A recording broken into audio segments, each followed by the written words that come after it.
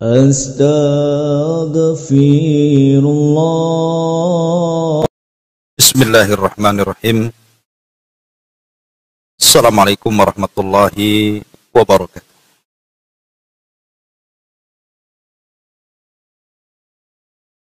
Alhamdulillah. Alhamdulillahilladzi arsala rasulahu bil huda wa dinil haqq liyudhhirahu 'ala ad-dini kullihi wa kafa billahi syahida wa kafa billahi wakila. Ashhadu an la ilaha illallah wahdahu rabbi la syarika lah wa ashhadu anna Muhammadan 'abduhu wa rasuluhu alladzi la nabiyya ba'dah. Rabbi ishrah li sadri wa yassir li amri wahlul 'uqdatam min lisani yafqahu qawli, amma ba'd. Alhamdulillah, di pagi hari ini kita bisa duduk kembali untuk bertalabul ilmi, dan kita meneruskan kajian kita masih membahas 175 jalan menuju surga. Dan kita masuk pada halaman ke-43 pada poin ketiga, berdoa untuk menghilangkan kesyirikan, baik syirik kecil maupun syirik besar. Artinya poin yang ketiga ini masih bagian daripada poin yang pertama, di mana salah satu jalan menuju surga adalah at-tauhid. Dan tauhid itu harus menghilangkan lawannya, kesyirikan kepada Allah Subhanahu wa ta'ala. Ketika kita hendak mengupas sebuah keburukan ataupun kesyirikan, lawan daripada tauhid, bukan berarti kita hendak mengamalkan kesyirikan itu dengan mempelajari syirik, tidak. Tetapi orang Arab mengatakan, araftu syarra la li syarri walakin litawakkihi wa man lam ya'rifu syarra minal khairi fa waqa'a. Aku mempelajari keburukan bukan untuk diamalkan, tetapi aku mempelajari keburukan itu supaya mudah ditinggalkan. Karena siapa yang tidak paham apa itu baik, apa itu buruk, maka pasti akan terjerumus kepada keduanya. Karena dia tidak paham masalah.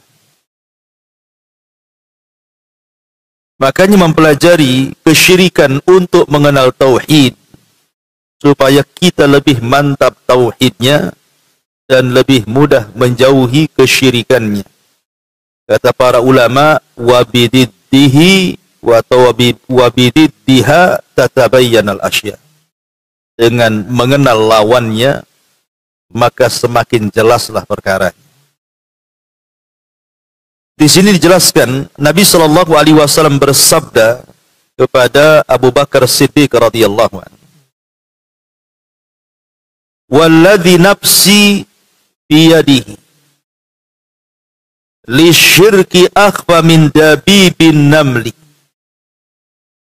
Ala adulluka ala syai'in idza qultuhu dhahaba, ataupun idza qultahu dhahaba anka qaliluhu wa kathiruhu. Qul Allahumma inni a'udzubika an usyrika bika wa ana a'lam wa astaghfiruka bima la a'lam." Kata Nabi Shallallahu Alaihi Wasallam, beliau bersabda kepada Abu Bakar Siddiq radhiyallahu anhu, "Wahai Abu Bakar, demi zat yang jiwaku ada di tangannya, sungguh kesyirikan itu lebih terselubung, tersembunyi daripada langkah semut yang sangat halus. Maukah kamu aku tunjukkan satu doa yang jika engkau mengucapkannya, maka dapat menghilangkan kesyirikan dari dirimu, apakah itu syirik besar ataupun syirik kecil. Maka Rasul mengajarkan doa kepada Abu Bakar, dan doa ini dianjurkan untuk dibaca oleh kita juga. Kalau bisa baca selepas sholat. Masukkan pada adzkarus sholat. Zikir setelah sholat. Masukkan di situ. Apa doanya? Allahumma inni a'udzubika an usyrika bika wa ana a'lam. Ya Allah, sesungguhnya aku berlindung kepadamu dari perbuatan syirik kepadamu sedang aku mengetahui bahwa itu kesyirikan. Wa astaghfiruka lima la a'lam. Dan aku memohon ampun kalau aku melakukan kesyirikan dan aku tidak tahu. Doa ini sangat bagus sekali untuk kita lazimkan dalam setiap zikir, karena doa ini salah satu doa untuk menghilangkan dari diri kita kesyirikan, baik yang kecil ataupun yang besar. Tentu bukan hanya sekedar doa kan, tetapi juga ada akhdhu bil asbab, mencari sebab untuk menghindar dari kesyirikan. Ma'asyiral muslimat yang dimuliakan Allah Azza wa Jalla. Nasihat Nabi SAW kepada Abu Bakar ini, beliau hendak menasihati bahwa di sana ada jenis syirik itu yang lebih halus dibandingkan langkah semut. Ibu kalau semut berjalan, kira-kira dengar nggak? Lagi jalan. Kita nggak dengar kan semut jalan itu. Kalau ibu yang jalan dengar. Apalagi pakai sepatu bakiak, makin dengar lagi. Tapi kalau semut mana bisa dengar, kita kan gerakan dia. Bahkan tahu-tahu ada di atas baju, kapan naik dari kaki. Kalau semut, tahu-tahu ada aja di atas. Tahu-tahu ada di kopiah saya pula. Kapan dia terbang? Artinya ada jenis syirik itu yang lebih halus dibandingkan langkah semut itu. Bahkan dalam riwayat itu langkah semutnya itu bukan hanya sekedar langkah semut. Di batu licin. Di tengah malam. Di kegelapan malam. Mana cara taunya? Udah semutnya hitam, batunya hitam, malam-malam pula. Mana kita tahu? Tapi ada kesyirikan itu yang lebih halus dibandingkan itu. Baik, kita mulai syarahan daripada hadis ini. Ma'asyiral muslimat yang dimuliakan Allah Azza wa Jalla. Sebuah amalan, amalan apapun. Baik amalan lisan, baik amalan badan, baik amalan hati, tidak akan diterima. Kecuali harus didasari dengan ikhlas. Alias tauhid. Dahulu ada seorang sahabat namanya Tamim ibn Aus Ad-Dari. Tamim ibn Aus Ad-Dari ini, Bu, kalau lihat biografinya, dia dulunya tokoh Nasrani dan dia seorang pelaut. Satu hari dia membawa 30 awak kapal untuk berlayar.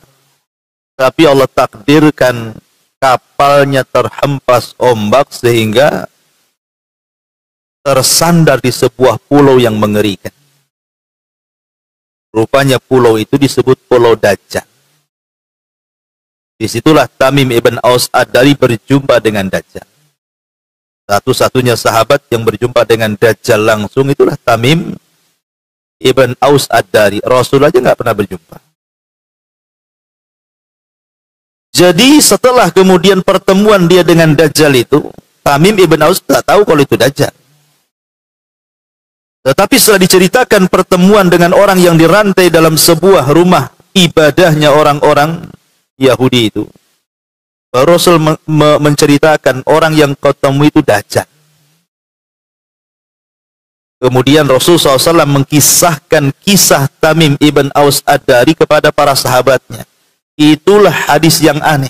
Biasanya Rasul menceritakan kisahnya kepada sahabat. Ini Rasul mengambil kisah dari sahabat, diceritakan ke sahabat. Masuk Islamlah Tamim ibn Aus Ad-Dari, dan jasanya banyak dalam Islam. Salah satunya adalah membuat mimbar bagi Nabi dan menerangi masjid Nabi, karena punya keahlian bisa membuat obor. Teranglah masjid Nabi dengan cahaya yang dibuat oleh Tamim ibn Aus Ad-Dari. Ketika dia masuk Islam, Tamim ibn Aus Ad-Dari ini luar biasa. Dia habiskan waktunya untuk mempelajari Al-Quran, sehingga lambat laun terkuasailah Al-Quran. Dan dia satu di antara sederetan sahabat yang hafal Quran dan menguasai Al-Quran. Dan setiap malam tidak pernah meninggalkan Qiyamul Lail. Setiap malam tidak pernah meninggalkan membaca Al-Quran. Sehingga masyhur sholatnya dan masyhur membaca Qurannya. Jadi adalah orang yang ingin menanyakan soal ibadahnya Tamim ibn Aus Ad-Dari tentang sholatnya. Jadi ada orang datang kepada Tamim ibn Aus Ad-Dari mengatakan, "Kaifa sholatuka ya Tamim?" Bagaimana sholatmu? Kok kamu bisa melakukan sholat selama itu setiap malam? Kok nggak punya lelah, letih? Kok bisa khusyuk? Macam-macam ditanyakan. Bukannya dijawab, Bu, marah dia. Faghadibat Tamim. Tamim pun marah. Kemudian dia mengatakan kepada orang yang bertanya ini, "Wallahi demi Allah, la raq'atun atau la raq'atan usalliha fi jawfil laili fi sirrin ahabbu ilayya min an usalliya kullahu thumma aqussuhu 'alan nas." Gitu. Demi Allah, kata Tamim ibn Aus Ad-Dari, seandainya aku melakukan satu rakaat salat saja di tengah kegelapan malam, orang tidak ada yang tahu kecuali Allah, itu lebih aku sukai dibandingkan aku sholat antah berantah berapa kali, ya mungkin ribuan rakaat. Setelah aku sholat ribuan rakaat, tiba-tiba aku ceritakan pula kepada orang. Mustahil aku ceritakan sholatku. Tuh, lihat, ini namanya orang ikhlas, Bu. Kadang-kadang ibu ini baru habis ngaji dari sini, pulang. Ketemu kawan di jalan. Kata kawan, "Dari mana, Dari Sukajadi." "Ngapain ke Sukajadi?" "Ngajilah. Banyak orangnya." "Lumayan, dan saya paling depan pula." Terus yang lain bagaimana? "Yang lain tidur, saya aja yang nyatat," katanya kan. Ceritanya. Ya. Berpura-pura sedikit kenapa, Bu? Kalau ditanya, "Ibu dari mana?" "Dari sono." "Dari sono?" "Sono." Selesai. Ya. Sudahlah, jangan tanya-tanya, kan enak tuh, Bu.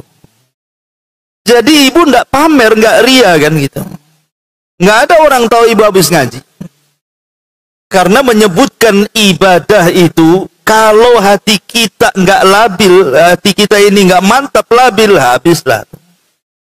Apalagi tadi malah diperpanjang pula ngomongnya. Waktu ngaji, yang lain tidur, aku yang nyatat sendiri katanya. Kan ngerendahkan orang jadinya.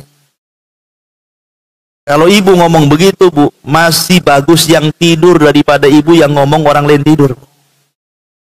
Kenapa? Karena yang tidur tak punya dosa. Ibu punya dosa gibah orang. Itu kan gibah orang namanya. Terutama si Ano tuh, wah itu tidurnya kencang. Makin gibah lagi kan. Jadi pulang dari pengajian nggak dapat apa-apa, dapat gibah saja, gibahin orang tidur. Lah, bagaimana Tamim ibn Aus Ad-Dari ini marah? Maka kalau bisa sebisa mungkin biasakan menyembunyikan sebuah amal, itu namanya ikhlas. Dahulu ada seorang khalifah, seorang penguasa. Orangnya suka pamer. Oh, pamer luar biasa. Kalau dia melakukan sesuatu itu, kalau bisa dipuji orang, didengarin orang, dan kalau bisa mendapatkan pujian-pujian yang menyenangkan. Itu khalifah. Satu hari khalifah ini, dia ada rencana untuk membuat masjid. Masjid yang sangat megah. Dan keinginannya masjid itu kalau sudah jadi, nanti dia akan buat plang nama masjidnya nama dia. Dan dia tidak boleh menerima sumbangan atau tidak mau menerima sumbangan dari luar. Pokoknya ini masjid-masjid saya yang bangun, kalau sudah jadi ya nama saya di situ. Tapi kan niatnya sudah nggak bagus, ingin pamer. Akhirnya dikumpulkanlah para pekerjanya. Kemudian dirancang masjidnya seperti apa, besarnya seperti apa. Proyeknya besok mulai pembangunan peletakan batu pertama. Dikerjakanlah masjid itu. Besar, megah. Ketika sudah jadi masjid itu, tinggal naruh plang saja. Maka mulailah diresmikan masjid itu. Kemudian dia mengatakan kepada pembantunya, pesankan plang, kasih nama saya, tancapkan depan masjid. Akhirnya sama pembantunya dibuatkanlah plangnya, nama dia, kemudian ditaruh depan masjid. Sang khalifah ini tiba-tiba malamnya tertidur, mimpi dalam tidurnya. Apa mimpinya, Bu? Plangnya dicabut orang. Kemudian digantikan nama, bukan nama dia, tapi nama seorang wanita tua. Seperanjatlah ini khalifah ini. Besoknya dia panggil pelayannya itu. Kau berangkat ke masjid sana. Lihat pelangnya itu masih atas nama saya atau bukan? Dilihat rupanya tak ada yang berubah, masih atas nama khalifah. Tenanglah sang khalifah. Beberapa malam berikutnya mimpi lagi, mimpi pula sama mimpinya. Berseri pula tuh mimpi itu.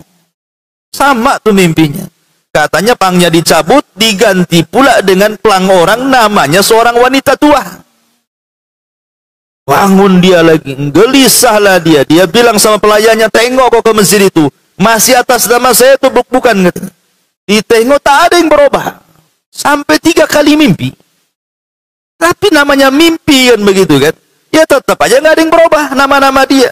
Cuman masalahnya, kenapa mimpinya sama? Dari situ dia terngiang nama wanita yang diplang itu. Dia bilang sama prajuritnya, aku sudah bermimpi seperti ini. Tolong cari wanita namanya Fulanah bintu Fulan. Saya ingin tahu siapa orangnya. Jangan-jangan dia memasukkan hartanya ke masjidku, katanya. Aku kan sudah katakan tidak boleh menerima sedekah. Ini masjid-masjid saya sendiri. Dicari wanita itu. Ketemu pula wanita itu. Sudah tua. Ini wanita ini ketakutan karena yang manggil khalifah masalahnya. Ditanyalah kemudian oleh sang khalifah itu. Wahai ibu, ibu tahu enggak? Ini masjid siapa? Kata ibu, ini ya masjid dirimu, masjid sang khalifah. Pernah enggak kau memberikan sesuatu, mungkin kalau bahasa kita mungkin semen 1 sak, atau mungkin bata 1 lori, atau mungkin besi 1 lonjor, kau berikan ke pekerjaku, katanya. Kata wanita tua ini, boro-boro, makan aja sulit, mau ngasih semen pula. Nggak ada. Bahkan saya suka berlalu lalang di masjidmu dan saya takjub karena masjidmu besar, megah, mewah. Tidak ada masjid di kerajaan ini semewah masjidmu. Akhirnya sang khalifah terus mendesak-desak. Wanita ini nggak ngaku, memang nggak pernah nyumbang sedikit pun. Kata sang khalifah, tolonglah ingat-ingat. Berapa jumlah hartamu yang kemasukan ke masjidku, ganti semuanya. Wanita ini memang nggak pernah nyumbang. Tapi kata wanita ini teringat, begini Tuhan, aku nggak pernah nyumbang loh, walaupun sedikit pun. Tapi aku sering jalan-jalan ke depan masjidmu. Pernah satu hari katanya, aku lihat ada seekor kuda, kakinya terikat. Dia ingin minum, sementara jarak minum dengan kuda itu tidak jauh. Tetapi kuda ini tidak bisa minum karena apa? Kakinya terkena ikatan. Sehingga tidak nyampe-nyampe mulutnya itu ke tempat air itu. Dan kuda itu biasa digunakan para pekerja untuk ngangkut bahan bangunan. Kasihanlah aku, kata nenek ini, karena kakinya terikat tali. Ku lepaslah tali kakinya itu. Akhirnya dengan itu dia bisa minum dari tempat minum itu. Kata sang khalifah, dia tersadarkan dengan kisah ini. Subhanallah, katanya. Engkau melakukan karena Allah. Engkau melakukannya karena Allah. Tapi aku membuat masjid ini bukan karena Allah. Kemudian dikumpulkan prajuritnya. Hei prajurit, turunkan pelang nama saya, ganti nama ibu ini. Bayangkan. Dia tidak nyumbang, hanya nyumbang tenaga, bantu kuda. Biar bisa minum. Masalahnya kuda ini digunakan untuk manggul bahan bangunan. Untuk masjid itu. Itu saja tuh. Kata sang raja, turunkan pelangku katanya. Kasihkan nama nenek ini. Karena dia beramal ikhlas karena Allah. Tapi aku tidak karena Allah. Kan luar biasa bu kalau kayak gini. Ini enggak. Ibu nyumbang ke masjid. Anggaplah ini 4 yang ibu yang masjid. Coba. Ajak kawan. Tahu enggak bu? Ini masjid saya loh yang sumbang. Dikasih tahu pula orang tuh. Tuh yang itu tuh saya. Tuh saya masih ingat. Ini loh fotonya masih ada. La ilaha illallah. Lah itulah orang yang digambarkan. Bahkan dahulu ada ulama salaf.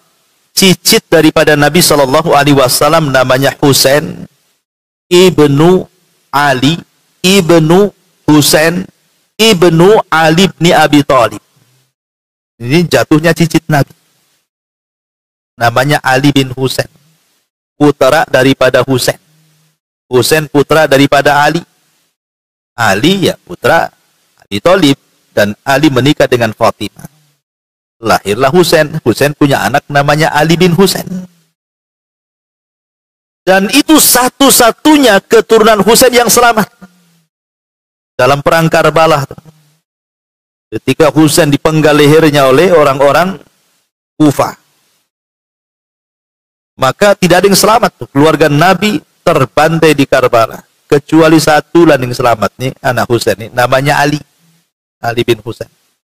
Maka siapapun yang mengaku keturunan Nabi lewat jalur Husain harus nasabnya sampai kepada Ali bin Husain Zainul Abidin.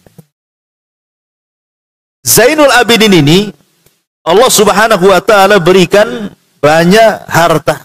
Ya Allah luaskanlah rezekinya. Alhamdulillah. Jadi orang kaya. Tetapi kalau dia bersedekah, orang tidak tahu. Sehingga orang menyangka Ali bin Husain ini bakhil. Karena enggak tampak sedekahnya. Ya, Ali bin Husain atau Zainul Abidin ini disangka orang bakhil. Kenapa? Karena sedekahnya enggak nampak. Padahal Ali bin Husain atau Zainul Abidin kalau sedekah dia nunggu malam. Nunggu jam 1, jam 2 malam. Orang udah tidur semua, udah ngorok semua. Dia keluar sendirian. Dia pikul gandum itu. Dia cari setiap rumah orang miskin. Kalau sudah ketemu dia letakkan di sini, pulang lagi. Ambil lagi gandum. Nanti letakkan di sini. Pulang lagi setiap malam. Sekitar 70 orang miskin Madinah itu setiap malam dapat jatah. Dan orang miskin Di zaman itu setiap membuka pintu, udah habis nih berasnya, gandumnya di rumah. Setiap buka pintu, oh ada lagi. Enak nggak buka gitu? Enak lah bu. Ya. Setiap buka pintu ada beras, tak payah beli beras. Tapi masalahnya orang-orang miskin ini nggak bersyukur. Sudah disumbang, masih juga mencela gitu ya. Ma'asyiral muslimat yang dimuliakan Allah Azza wa Jalla. Satu hari akhirnya Allah takdirkan Zainul Abidin ini sakit, dan dengan sakitnya akhirnya meninggal dunia. Saat yang memandikan jenazahnya ini menceritakan bahwa pundaknya Ali bin Husain ini rusak. Ininya itu. Pundak sebelah sininya itu rusak. Kapalan, banyak luka gitu. Rupanya karena sering menggendong gandum setiap malam, yang menjadikan kemudian pundaknya rusak. Dan semenjak dia meninggal, orang-orang miskin sudah tidak punya jatah lagi. Setiap buka pintu tak ada lagi gandum. Setiap buka pintu tak ada lagi gandum. Baru orang-orang pun tahu siapa penyumbang malam itu. Siapa yang suka nyumbang-nyumbang malam, orang nggak tahu. Rupanya dia adalah Zainul Abidin. Itulah orang ikhlas, Bu. Orang ikhlas itu berusaha menyembunyikan amalnya. Ustaz, saya pengen juga lah nyumbang malam-malam. Keluarlah ibu bawa beras dipikul sendiri. Cari ke Ruli. Rupanya diteriaki maling, disangka ibu maling beras.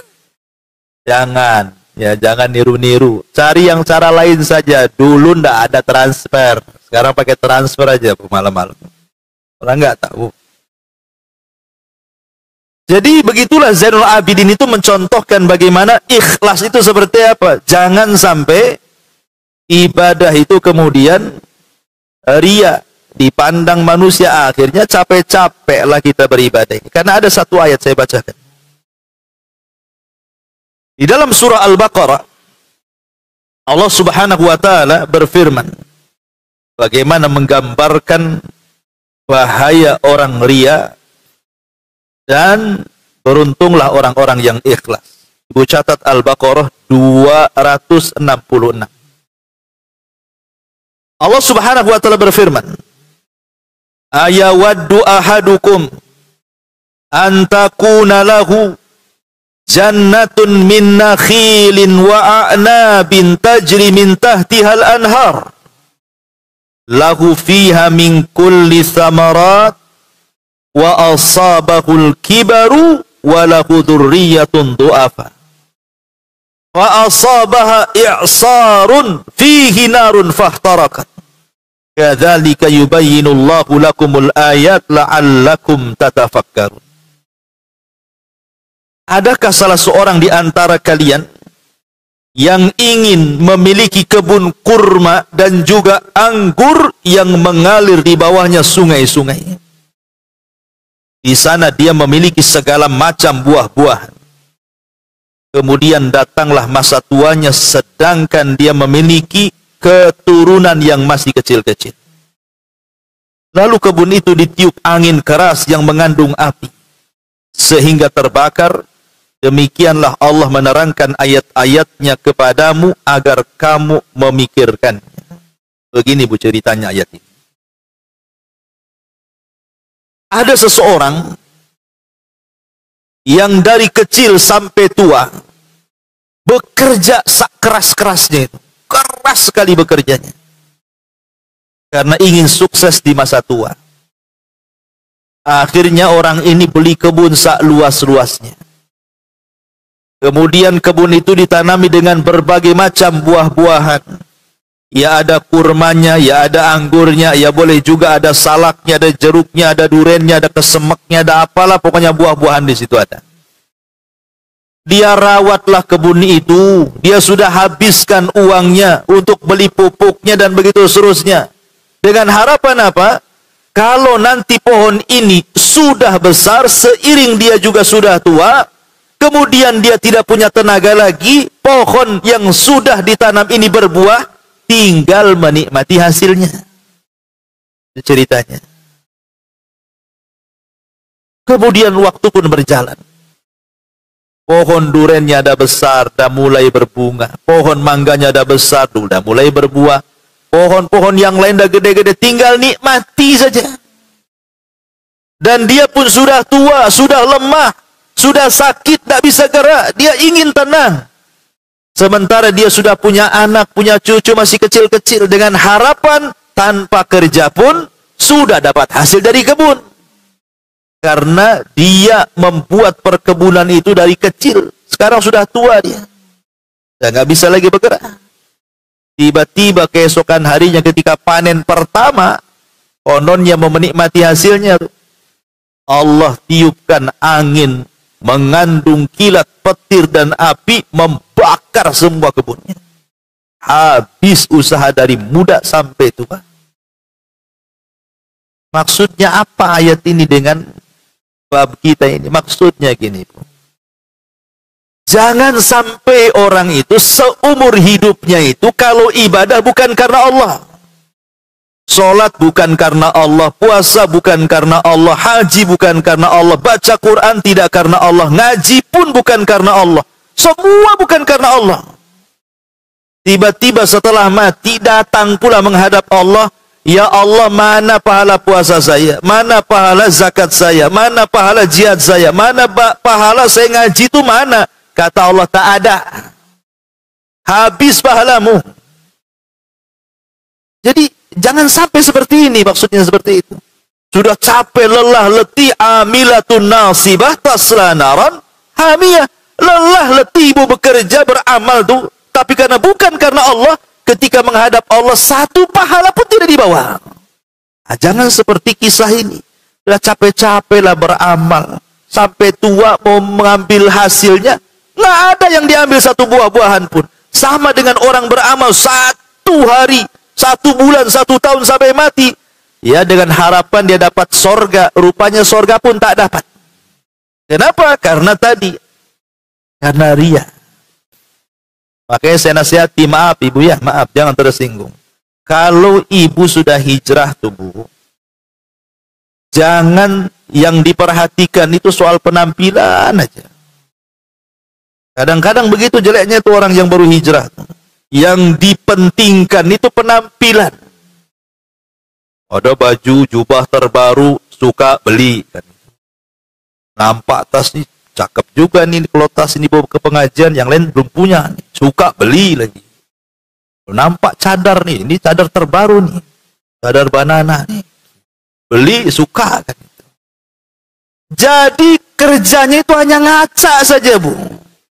Jilbab geser sedikit, aduh, nanti dikritik pula kawan jadi pengajian. Kenapa mereng? Apalagi sakit kepala lagi masangnya. Kadang orang hijrah itu yang diperhatikan ya pakaian saja. Kalau tidak sandal ya tas, kalau tidak tas ya pakaian, kalau tidak pakaian ya jilbab. Belum lagi aksesorisnya. Wah, aksesorisnya banyak kali. Pernak-perniknya. Allah loh tidak akan mandang penampilan ibu. Rasul katakan, innallaha la yanzuru ila suwarikum, kata Rasul. Allah tidak memandang penampilan kalian. Wala ila amwalikum, tidak pula pada harta yang dibawa, pakaian yang mahal, tas yang mahal. Anda, Allah tidak memandang itu. Walakin yanzuru ila qulubikum wa a'malikum. Yang pertama Allah pandang itu hati, baru kemudian amalan. Karena kalau seandainya ibu hijrah itu hanya kemudian fokus kepada penampilan saja, Islam itu bukan di penampilan. Hijrah itu bukan di penampilan, hijrah itu. Jangan kemudian di masa jahiliyah sama dengan di masa ketika hijrah. Kalau di masa jahiliyah, ya mungkinlah ibu beli sepatu yang bagus, sandal yang bagus gitu ya, yang bermerek semua, pakaian-pakaian yang buka aurat yang bermerek semua. Ketika hijrah, oh adat itu masih ada. Cuman bedanya, ya ini agak tertutup. Ya. Tapi penampilannya kurang lebih saja. Dari niatnya itu masalahnya. Yang menyamakan antara jahiliyah dan hijrahnya itu niat itu. Karena yang ditonjolkan hanya penampilan saja. Nah ini saya nasihatkan. Dan tersinggung bu ya. Ya. Karena insya Allah nggak ada ibu-ibu di sini. Di pojok sana yang ada. Gitu ya. Intinya bahwa begitulah melatih keikhlasan itu. Jangan sampai satu waktu kita sudah banyak beramal, mengharap surga tak dapat surga. Amilatun nasibah tasla naran hamiyah. Ma'asyiral muslimat yang dimuliakan Allah Subhanahu wa taala. Sedikit saya akan bicara bahaya riya. Karena di sini lihat bahaya riya ini. Akhfa min dabibin nam. Datangnya itu seperti rayap semut yang nggak bisa, nyaris tak terdengar kalau semut berjalan. Ini kan menunjukkan bahayanya. Tahu-tahu nempel aja riya. Ma'asyiral muslimat yang dimuliakan Allah Azza wa Jalla, riya ini, sebelum saya cerita bahayanya dulu, saya akan jelaskan rinciannya dulu. Riya itu ada 10 macam. Riya itu ada 10 macam yang ditulis para ulama. Yang pertama ada namanya ar-riya'u as-sarihu. Riya yang soreh, yang jelas. Tidak samar itu. Itu riya jelas namanya. Tidak ada samar-samarnya itu. Seperti apa? An yakuna muradul abdi ghairallahi azza wa jal wala yaqsudu illa madhan nasi. Riya yang jelas itu memang dia beramal murni bukan karena Allah, dan murni beramalnya ingin dipuji makhluk, ingin dipuji manusia. Maka orang yang seperti ini disebut munafik. Ya, kalau ibu kemudian memang nggak ada niat ngaji, memang dari rumah itu niatnya ibu pengen ria saja. Makanya penampilannya harus bagus, cantik gitu, tasnya harus bermerek. Pokoknya seperti itu. Ini namanya riya sharih. Dan ini sifat munafik, bahaya. Ya. Kemudian yang kedua namanya riya yang disebut dengan syirku as-sarair. Syirku as-sarair. Ini samar. Kalau tadi jelas riyanya, ini agak samar nih. Kalau jelas itu kan memang jelas. Tasnya disiapin dengan tas yang bermerek, pakainya disiapin, kendaraannya disiapin. Memang betul-betul ingin riya. Itu kan nampak jelas ya. Ini enggak, Bu. Ibu nggak pakai tas bermerek, ngaji pakai kresek. Umpamanya kan. Kemudian juga ya pakaiannya nggak disetrika. Ada merek-mereknya lah pokoknya. Pokoknya ya kayak orang zuhud gitulah ya. Masalahnya di sini syirku syara'ir ini an yakuna qasdul abdi wa muraduhu lillah. Awalnya karena Allah, Bu. Dari rumah itu memang karena Allah ngaji itu. Jadi nggak peduli dengan penampilan, Bu. Berangkatlah. Tetapi masalahnya fa idza tala alaihin nas, ketika kemudian tampak kepada manusia, nusyita fil ibadati wa zayyanaha. Ketika manusia melihatnya, timbullah semangat ibadah. Ibu sebenarnya malas-malas mau ngaji. Tapi ketemu tetangga, Masya Allah, rupanya ibu ini jemaah suka jadi rupanya. Wah, makin semangat.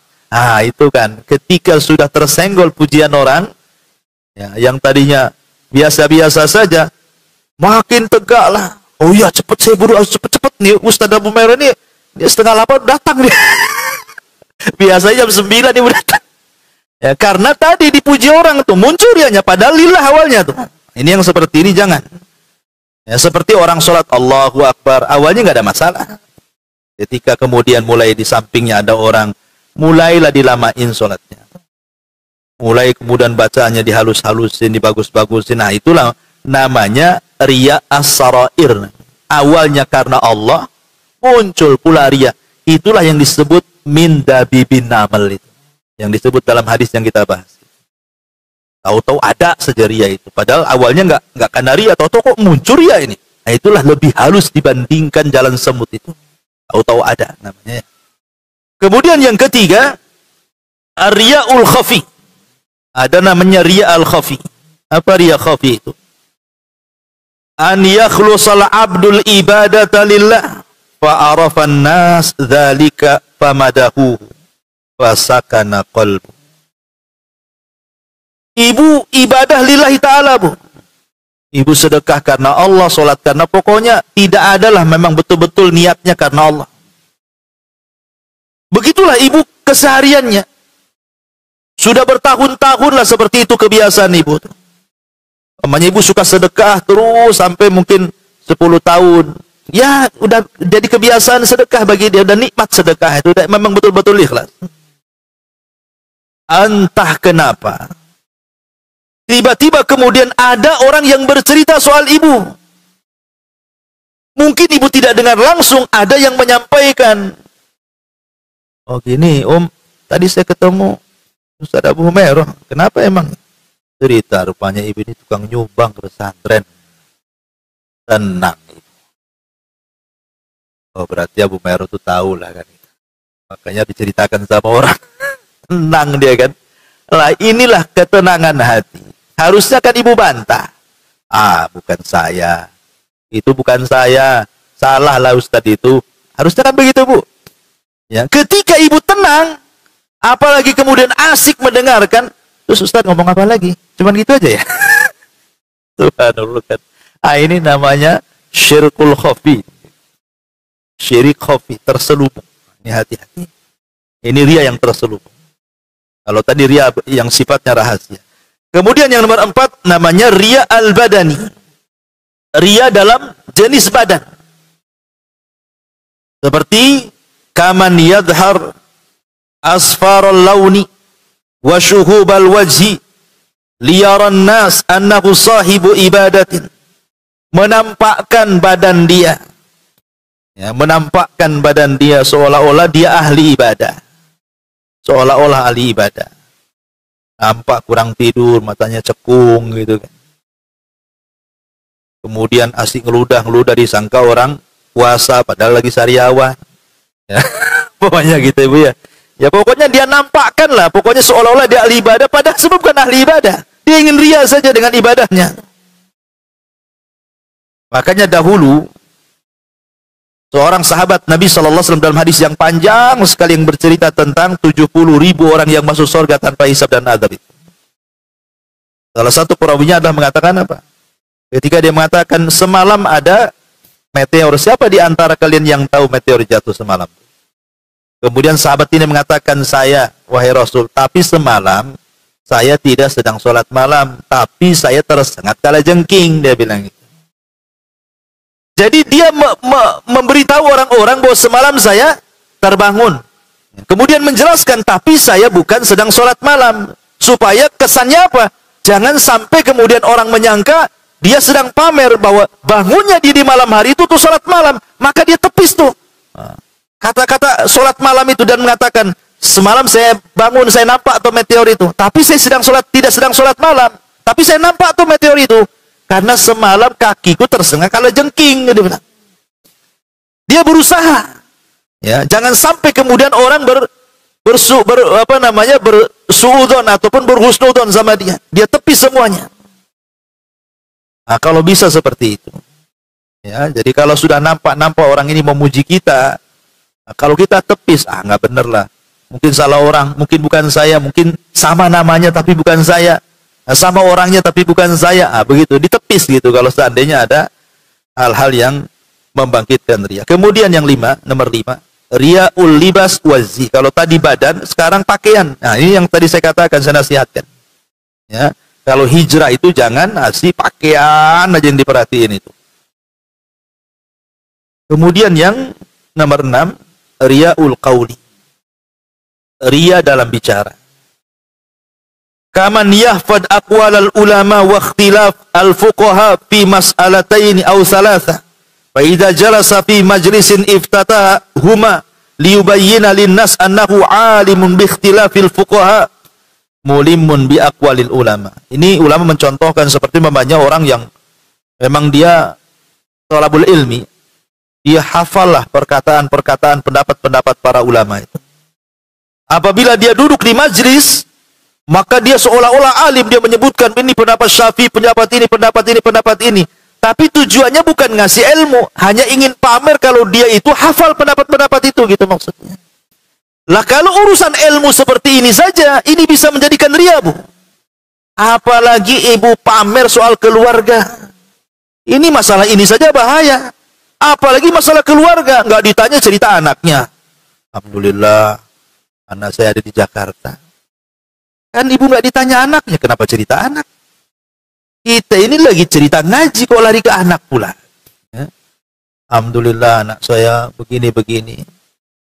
Alhamdulillah, pokoknya memuji dia saja dan keluarganya. Ya, yang kawannya bengong aja kan itu. Jadi hal-hal yang seperti ini jauhi. Kemudian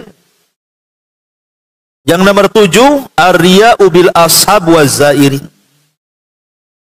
Riya bil ashab wa zairin. Riya dengan memuji mungkin gurunya, mungkin temannya, ya. Tetapi dalam rangka sebenarnya dia ingin memberitahu kepada orang bahwa dia itu sedang riya sebenarnya. Seperti dia mengatakan, barusan tadi pagi saya ziarah ke pesantren Anu, ketemu saya sama Ustadz Anu, sama Kiai Anu, kan. Sebenarnya dia ingin mengatakan bahwa, tuh lihat saya dekat dengan ulama loh, kamu enggak, cuman enggak ngomong begitu. Nah, cuman dia bilang, ya saya ziarah ke sana.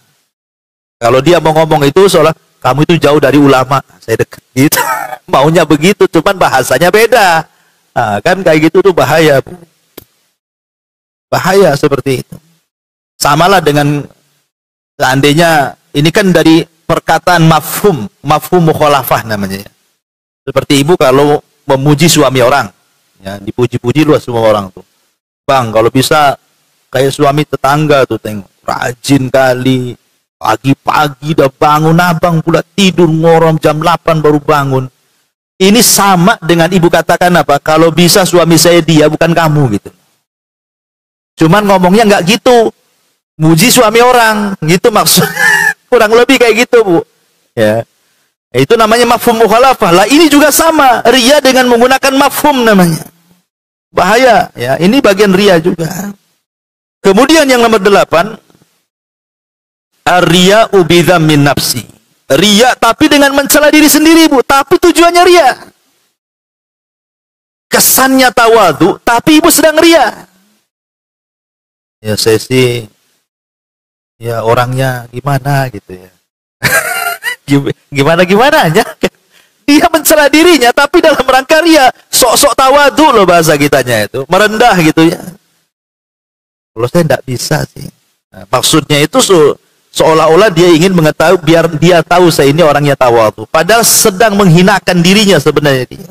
Kan ada orang yang merendah itu supaya sebenarnya orang ini orang baik. Buktinya dia orangnya tawadhu. Dia tidak sedang tawadhu, dia sedang riya sebenarnya. Jangan suka merendah-rendahkan diri hanya untuk dipuji orang. Kemudian yang nomor 9, mahabbatu tauqirin nasi lahu. Suka kalau seandainya dihargai manusia. Dan ini yang paling banyak di masyarakat yang seperti ini. Ria yang pengen dihargai. Ya mungkin di situ dia merasa tokoh, merasa RT, RW atau apa, atau tokoh penggerak atau apa lah kan itu. Kalau tidak dapat pujian, tidak dapat penghargaan, itu rasanya sakit hati kerjanya. Nah, ini juga bahaya. Kemudian yang terakhir, ria bi an yaj'alal ikhlas wasilatul lil matlub ghairir ridha Allah azza wa jalla. Ria dengan cara menjadikan ikhlas itu wasilah untuk mencari keridhaan selain Allah. Jadi ikhlasnya itu mencari keridhaan selain Allah Subhanahu wa taala. Umpamanya ibu ingin dapat dunia lah, tapi dengan cara menggunakan agama sebagai kendaraannya. Intinya ingin dapat dunia sebenarnya, tapi agama itu yang dipakai. Ini mengejar dunia dengan cara menggunakan paket agama. Nah, ini namanya rincian-rincian ria. Baik, kita masuk pada bahayanya. Ma'asyiral muslimat yang dimuliakan Allah Subhanahu wa taala, bahaya ria ini luar biasa.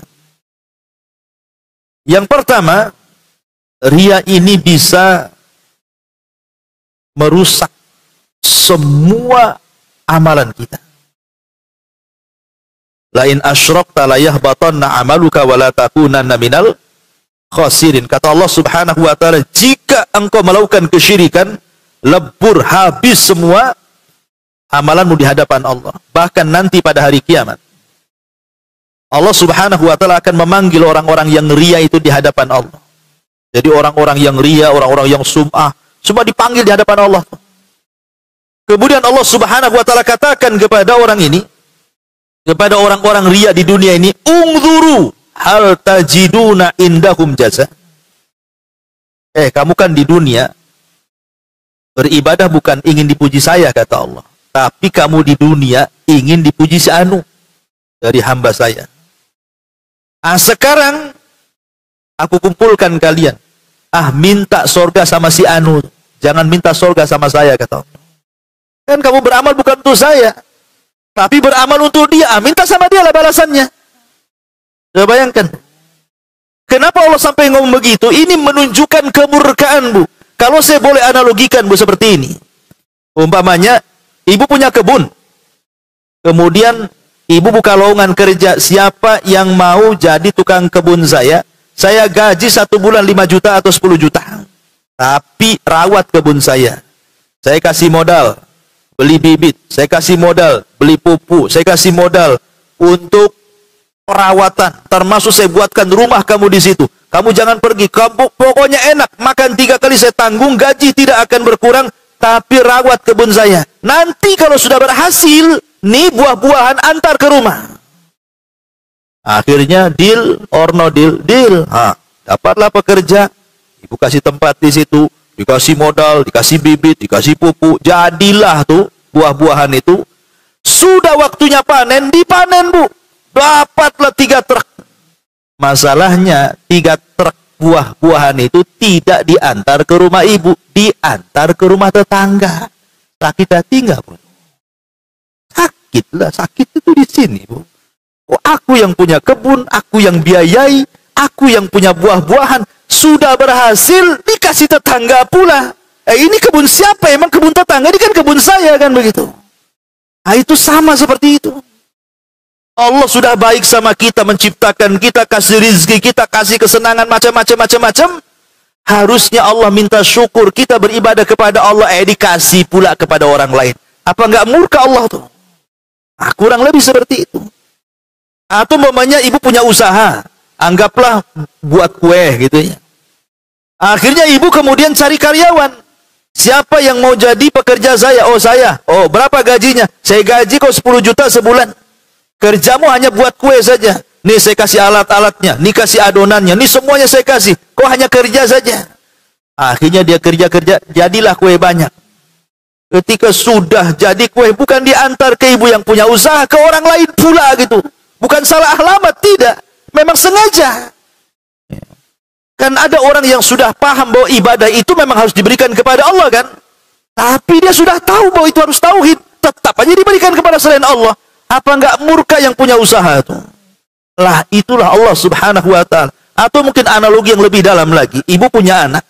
Ibu yang lahirin, ibu yang besarin, ibu yang nyekolahin sampai SD, SMP, SMA, kuliah S1, S2, S3, doktor, profesor, sampai mentok dengan lagi titel tuh. Berhasillah dia bekerja, akhirnya jadi miliarder. Waktunya dia berbuat baik sama orang tua, harusnya dia kirimlah hasil kerjanya itu, tapi bukan ke rekening ibu, ke rekening tetangganya. Apa nggak sakit ibu ini? Ini anak-anak saya nyekolahkan, kok dia malah berbuat baik kepada orang. Begitulah Allah Subhanahu wa ta'ala, walillahil matsalul a'la. Maka di sini Allah Subhanahu wa ta'ala akan murka di sini. Kemudian juga di antara bahaya daripada riya ini menyebabkan azab Allah Subhanahu wa ta'ala. Ingat hadis tentang 3 orang, Bu, yang semua orang yang pertama kali disentuh api neraka. 3 orang yang pertama kali disentuh api neraka. Siapa mereka? 1, Bu, nggak kira-kira tuh amalannya, mati syahid.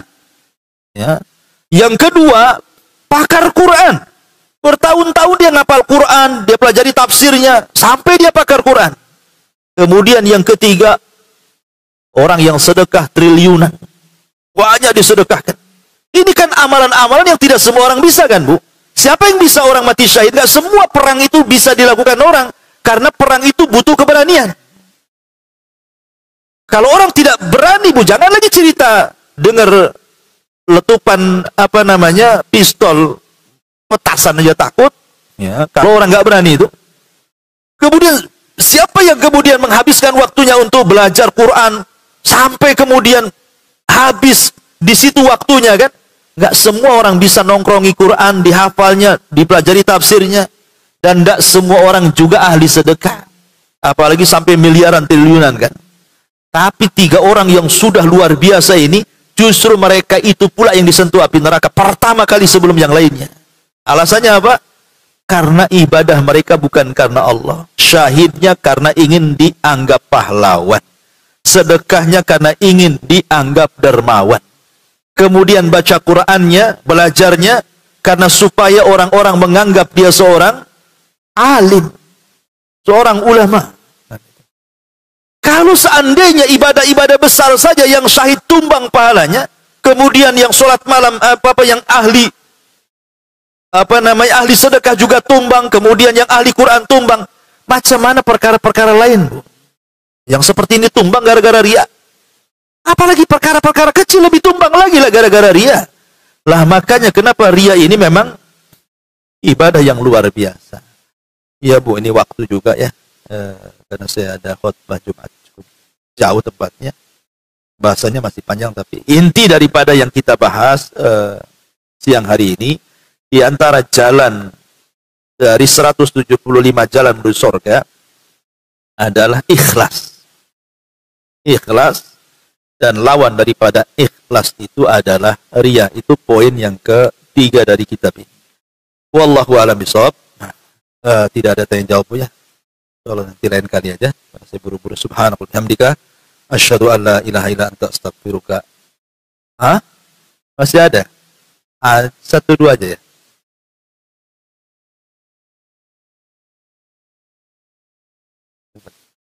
Dua poin, Ustaz. Oh, boleh. Saya pernah bacakan di dalam hati seseorang itu pasti ada riya walaupun sedikit gitu. Maksudnya ada mengikut di dalam diri seseorang itu, Ustaz. Nah, jadi perkara riya ini yang bisa membatalkan ibadah itu riya yang seperti apa, Ustaz, gitu. Maksudnya ibadah itu terbatalkan karena riyanya yang sebatas apa gitu. Yeah. Terus yang kedua, Ustaz, mengenai ibadah yang misalnya kayak sedekah gitu kan, Ustaz, atau menolong orang lain itu kalau kita karena kasihan gitu, Ustaz, kan awalnya misalnya menolong atau sedekah itu kan karena kasihan, bukan kayak yang karena bukan karena Allah, tapi misalnya ada karena Allahnya, tapi awalnya tuh karena kasihan dulu gitu, Ustaz. Itu gimana, Ustaz? Ya, alhamdulillah. Pada dasarnya ya setiap manusia itu ya mesti adalah keinginan dipuji orang, itu semua ada. Saya, ibu, semua ada. Karena fitrah manusia itu zuyyina linnas hubus syahwat. Manusia itu dihiasi karena cinta syahwat. Syahwat ingin dipuji, syahwat. Semua manusia ada. Nggak mungkin tidak ada. Ya kalau tidak ada, matilah hatinya kan. Mesti ada. Dan dari adanya itulah tersyariatkan sebuah ibadah yang disebut dengan mujahadah. Justru kalau tidak ada mujahadah. Tapi dengan adanya riya dalam hati itu, timbullah ibadah yang disebut mujahadah. Sungguh-sungguh melawan. Maka mujahadah itu ibadah. Melawan riya. Ya, dengan cara apa? Salah satu wasilahnya doa ini yang diajarkan Rasul kepada Abu Bakar. Allahumma inni a'udzubika an usyrika bika wa ana a'lam wa astaghfiruka bima la a'lam. Contohnya ini. Ada mujahadah di situ. Sungguh-sungguh ingin melawan. Ya. Tetapi riya yang membahayakan itu, kalau seandainya pertama, memang awal ibadahnya riya, itu membahayakan. Kalau sudah awal ibadahnya riya, tengahnya ikhlas, nggak diterima ibadahnya.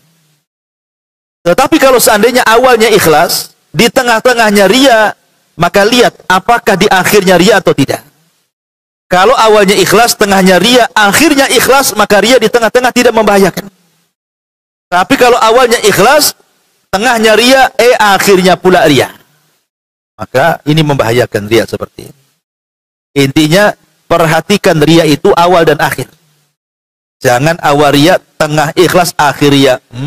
Ini jigjag yang salah ini.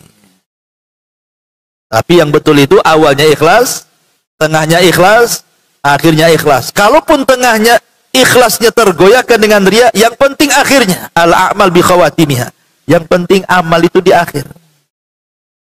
Baik ini. Yang kedua, soal latihan sedekah. Ya memang harus dilatih. Terkadang memang, kadang kita ini beramal awalnya karena manusia.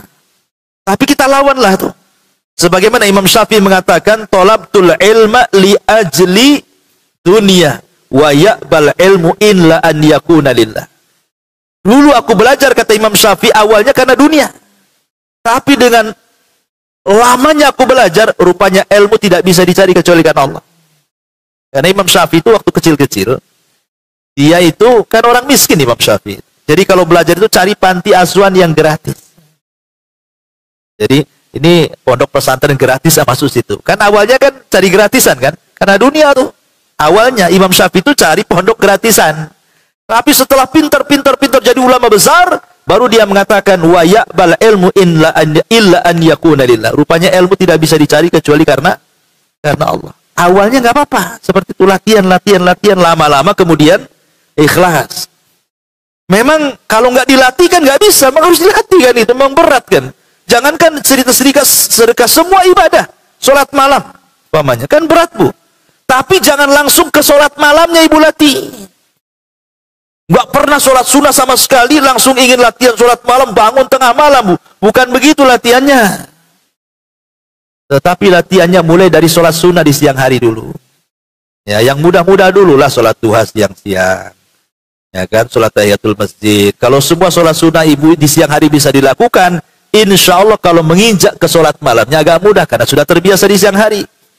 Jangan pula ngaku aku rajin sholat malam, tapi sholat siang tak ada.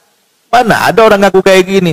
Siang-siang bolong mudah bangun aja tidak bisa sholat, malam pula yang susah bangun kok ngaku sering sholat. Gimana, dari mana ceritanya? Jadi latih itu yang mudah dulu. Ya, sebab sedekah pun kalau langsung 1 miliar apa enggak sok bu? Ya sedikit dulu kan itu. Latihan kayak ibu ke pasar. Latihan sedekah di pasar bu. Umpamanya ibu nampak nih jual kangkung ini, kasihan nih. Tahu itu orang miskin lah, tuh tahu saya rumahnya orang susah. Udah tahu dia susah, ibu pun tahu dia susah. Apa salahnya bu? Pura-pura belilah 1 ikat kangkung, 2 kangkung gitu kan.